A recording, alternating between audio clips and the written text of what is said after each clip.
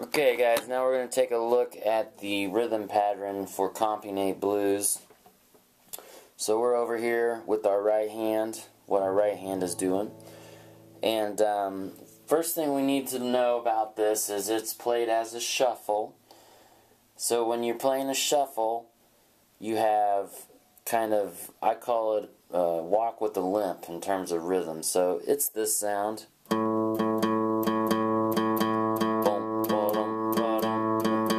That's real commonly associated with the blues shuffle that sounds like this.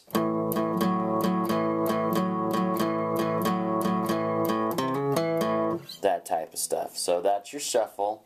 And just for contrast, that's different than what's called straight eighths, where think of like Chuck Berry, it'd be like this.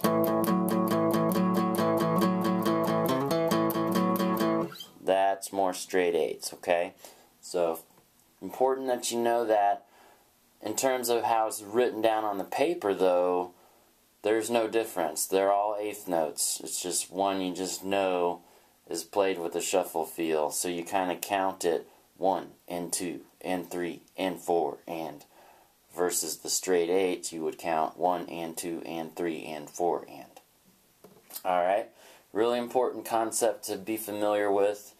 And to practice counting that way, it'll help you when you start tackling other songs on your own, where I'm not here to demonstrate the rhythms for you. Alright, so enough of that. So basically we're starting with our A chord, our A7, and we're going to play the open 5th string twice, both with down strums. So you're going to do that, and then you're going to do a down up on the first 4 strings. Okay, so you want to get that going, and then right after that upstroke you're going to lay your hand down on the strings to mute them, like that. Okay, but you want to do it in rhythm. So you got 1 and 2 and 3, so you want to lay your hand down on beat 3 right there. And then after that, you're going to do a down strum. Okay? And when you do that last down strum, you're going to play all 5 strings. And then you're going to do something that's called a staccato.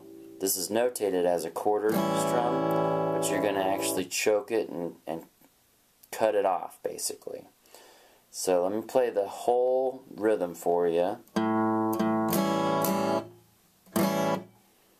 Okay, there was the staccato at the end.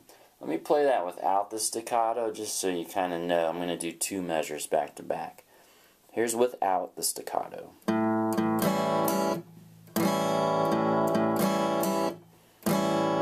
Here's with the staccato.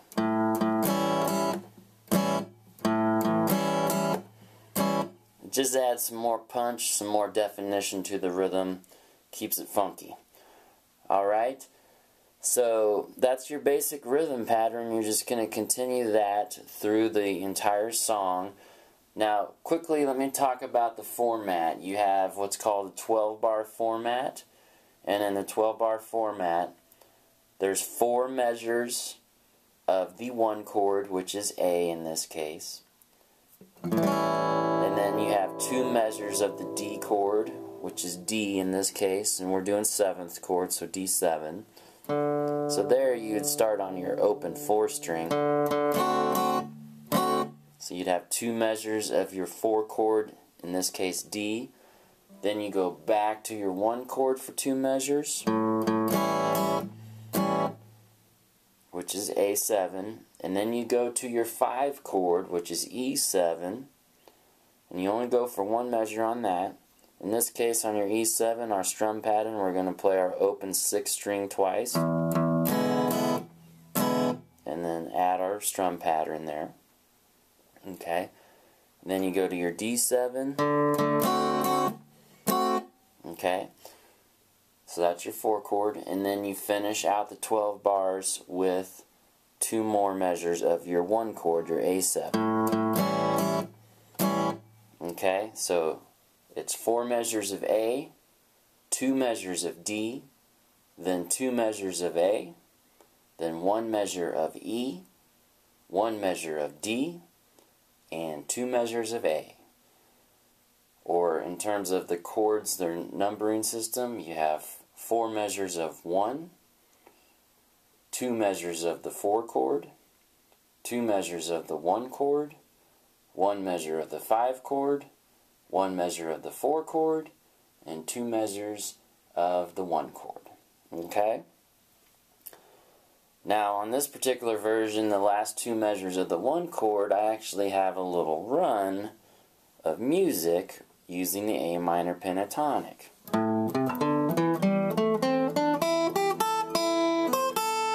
That's what that sounds like. Just recognize you're basically doing the A minor almost all the way through, and then you double back right at the very end, and then you do another double back. Okay? So let me play that and tell you what I'm talking about. Man, I'm confusing myself. I hope you guys are following along here. Alright, here we go. That's one double back. And that's another double back. Okay? So you guys will get it if you follow along. Well, let me just try to get my left hand over here so you guys can see it. Okay? Those of you that don't have the paper. So I'm just doing this. So right there I double back to the 5th fret 2nd string, and then I do a jump to my pinky on the 1st string. Okay? Ugh.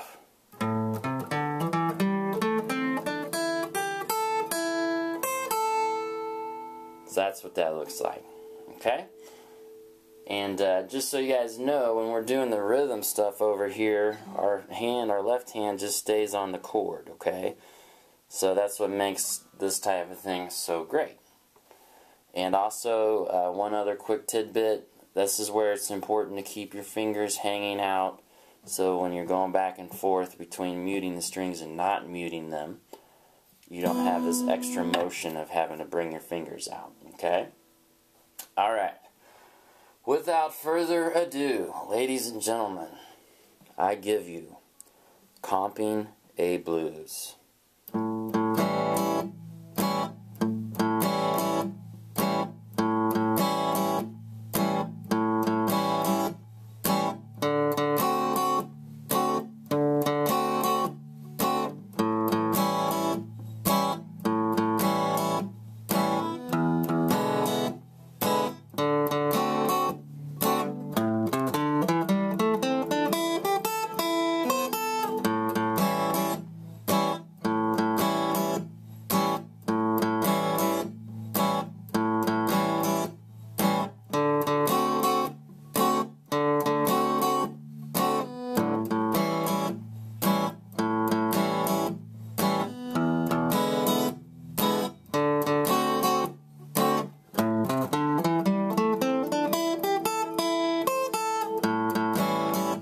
So on and so forth. Now if you want to add a little flair, you can put a light palm mute on the open bass strings, like that.